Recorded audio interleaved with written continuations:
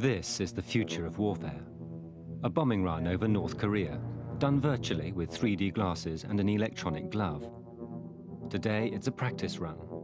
But in a few years' time, with a wave of a hand, American commanders could control an entire battlefield. That's the ambition. It is within our capability today to see a battlefield that is perhaps 200 or 300 miles on a side, and to see everything that goes on in that battlefield, and to know what is happening there. If you see a battlefield that way and an enemy doesn't, you have dominant battlefield awareness and you win. It is the essence of the revolution in military affairs, and I don't think anybody other than our Western democracies will be able to do that in the rest of our lifetime. With this scientific advantage, Americans believe they can win any war, anywhere in the world. Knock, knock. Coming at you.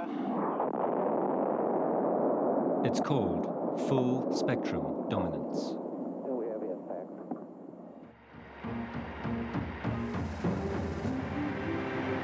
Sir, I have SyncPack on the line with a conference call. I'll take it in here. Yes, sir. Admiral Griffith, SyncPack link is now available. Computer open link. The future as seen by the Pentagon's Advanced Research Projects Agency. It spends billions of dollars every year turning cutting-edge science into defense systems. Have we determined the size of the insurgent force holding the consulate? 30 to 40. That's based on humans from an Global Positioning System satellites map the battle zone with pinpoint accuracy. Where the hostages are in the compound. We'll be getting full spectrum surveillance. We'll have that analysis. Computers integrate real-time data and images. Mission rehearsals are underway. Aye, sir. Simulated air support and helicopter operation rehearsals commenced at 1800 hours. Everything works perfectly. Integrating Helo evac option event list into JFlex timeline. Critical path analysis, executing. Sir, we have no civilian losses in the consulate operation.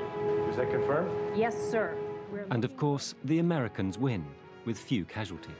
Less than 30 minutes ago, American helicopter. The Mojave Desert, California. Here, scientists and engineers are making full spectrum dominance a reality at Edwards Air Force Base, America's high-security test flight center. Ryan Test, this is Ryan 3. How do you copy? Copy 5-5, sir. Ryan Ground, gate is open. Personnel are clear. Wing walkers left, right in place. We're ready to go. Takeoff executed. Power coming up. Command is accepted. Brakes release. Power up. Looking good. We are airborne. Flight number 1. This is Global Hawk, and it's revolutionary. A pilotless battlefield spy plane. It can fly up to 14,000 miles to anywhere on Earth. There it can circle for 24 hours, sending back real-time panoramic images of the battlefield. These can be seen at the same time by commanders on the ground and generals in the Pentagon. America's strategists believe this will revolutionize warfare. When you start to have that kind of capability, you start to bring a lot of knowledge to war fighting, and when you can do that, you can fight wars in radically different ways. If you were a country considering pursuing interests inimical to the United States, how would you reflect upon Global Hawk?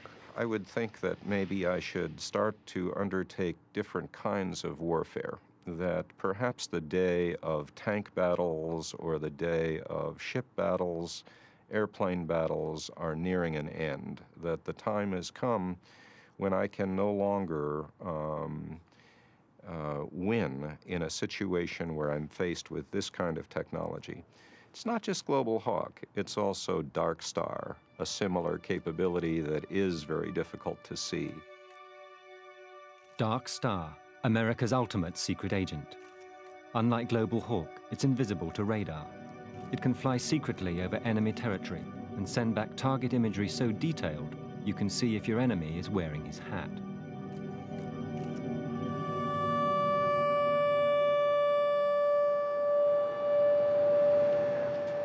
These unmanned spy planes use a lot of technologies already in service on other aircraft, so hundreds can be built at low cost once in production. But today, Global Hawk and Dark Star are eating up hundreds of millions of pounds in development costs, which probably no other nation than America can afford. All right. These new scientific developments are largely classified, off-limits to the American public, still used to seeing the military perform in more familiar roles. On behalf of Major General George Harmeyer, the commander of the United States Army Armor Center, and Fort Knox, the home of modern warfare, welcome to the modern Combined Arms battlefield and the 1998 Fort Knox Combined Arms Live Fire exercise.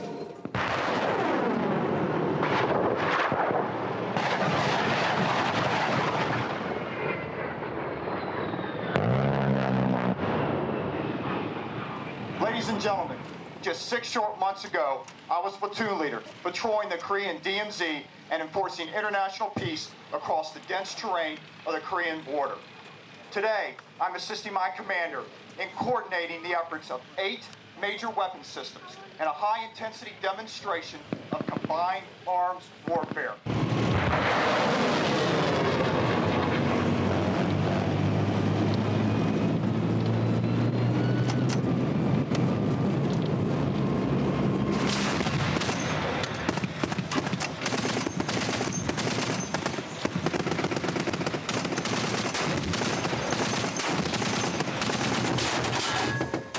The weapons and troops with which the Allies defeated the Iraqis during Operation Desert Storm.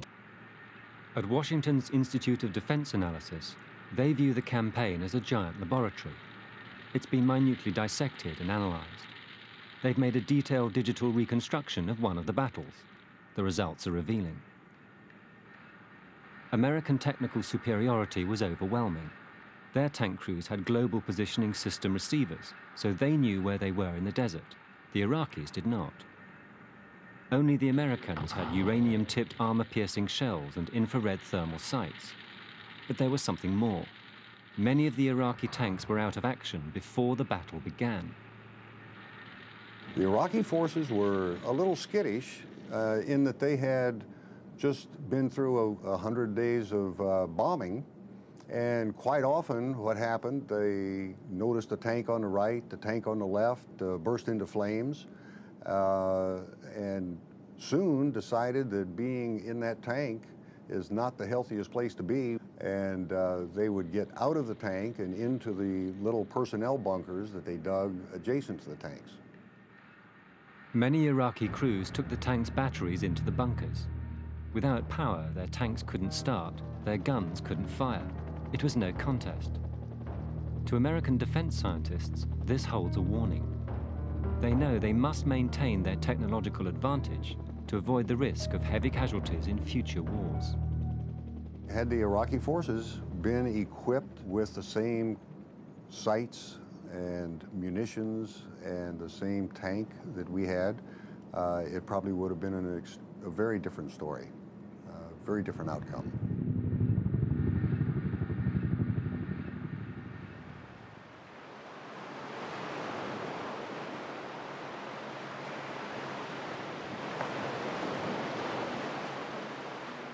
But today, the American public have other thoughts on their mind.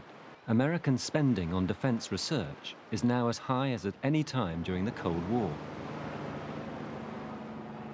Just a few miles away from this Florida beach is Eglin Air Force Base.